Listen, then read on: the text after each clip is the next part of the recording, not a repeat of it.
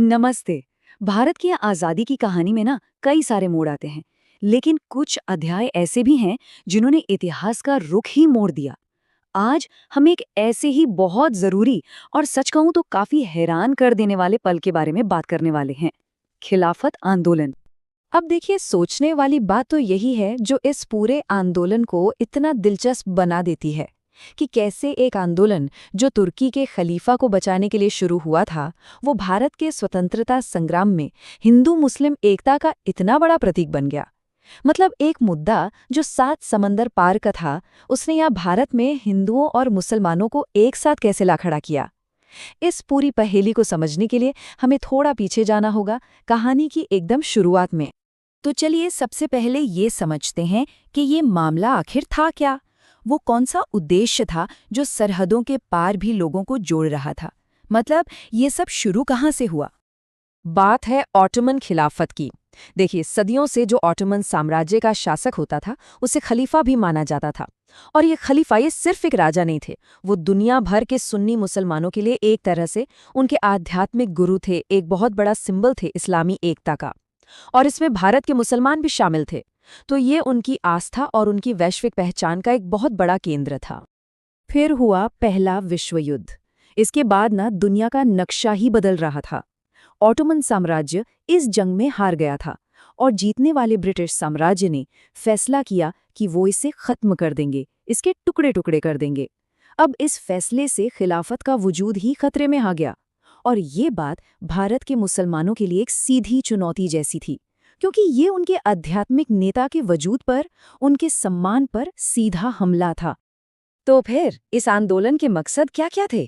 पहला तो साफ था, ऑटोमन खलीफा की सत्ता को बचाना। दूसरा, जो इस्लामी पवित्र जगहें थीं, उन्हें गैर मुस्लिम कंट्रोल से दूर रखना। तीसरा, ब्रिटिश सरकार पर दबाव बनाना। और चौथा, जो शायद सबसे जरूरी था, वो था सारे भारतीयों को ब्रिटिश शासन के खिलाफ एक करना। और पता है, यही वो बात है जो इसे इतना खास बनाती है। ये सिर्फ एक धार्मिक लड़ाई नहीं थी। हाँ, खलीफा की रक्षा एक बड़ा मकसद था, लेकिन उससे भी बड़ा लक्ष्य था अंग्रेजों के खिलाफ सबको एकजुट करना। और यहीं आकर यह आंदोलन एक धार्मिक मुद्दे से कहीं ज्यादा बड़ा, हमारे स्वतंत्रता संग्राम का एक बहुत ही अहम हिस्सा बन गया। तो अब सवाल उठता है कि इस ऐतिहासिक आंदोलन के पीछे कौन लोग थे? वो कौन से चेहरे थे जिन्होंने इतना मजबूत गठबंधन बनाया, जिसने ब्रिटिश हुकूमत को भी हिलाकर रख दिया? चलिए देखते हैं। इस आंदोलन की अगुवाई कर रहे थे कुछ बहुत ही, आप कह सकते हैं, करिश्माई मुस्लिम नेता। इनमें सबसे आगे थे अली बंधु, मोहम्मद अली और शौकत अली। उन्होंने पूरे देश का दौरा किया और अपने जोशीले भाषणों से लोगों में एक नई जान फूंक दी। उनके साथ मौलाना अबुल कलाम आज़ाद जैसे बड़े विद्वान भी थे, जिनकी बातों में वो ताकत थी जो सीधे लोगों के दिलों में उतर जाती थी।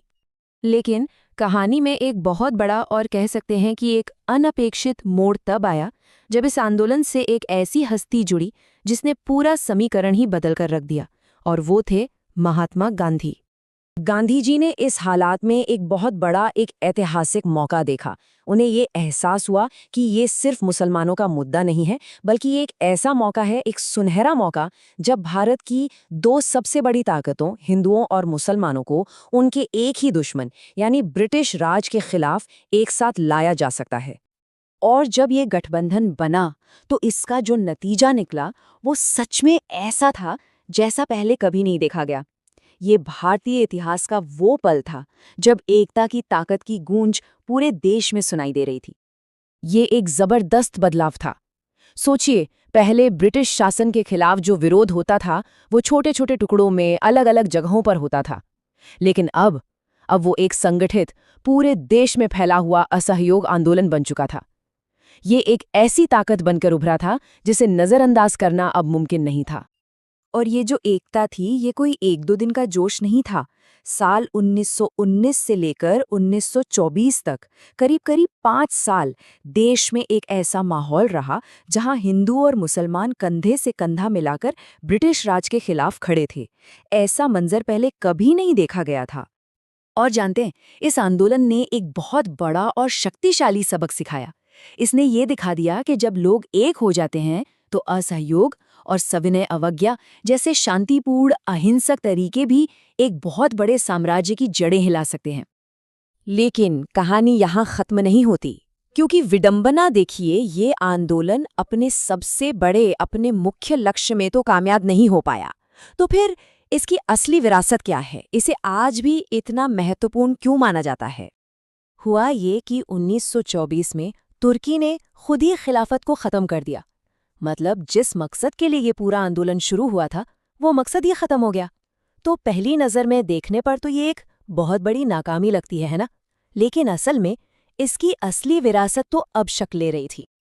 भले ही ये आंदोलन अपने फौरी मकसद में कामयाब नहीं हुआ, लेकिन इसने भारत के स्वतंत्रता संग्राम के लिए एक बहुत मजबूत, एक अमिट नींव रख दी।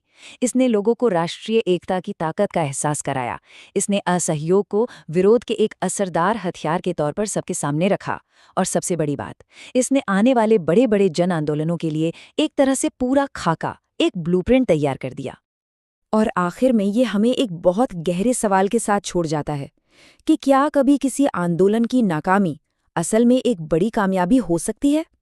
खिलाफत आंदोलन हमें यही सिखाता है कि इतिहास में कभी-कभी एक फौरी हार आने वाली एक बहुत बड़ी जीत का बीज बो देती है। शायद जीत का मतलब हमेशा वो नहीं होता जो हमें पहली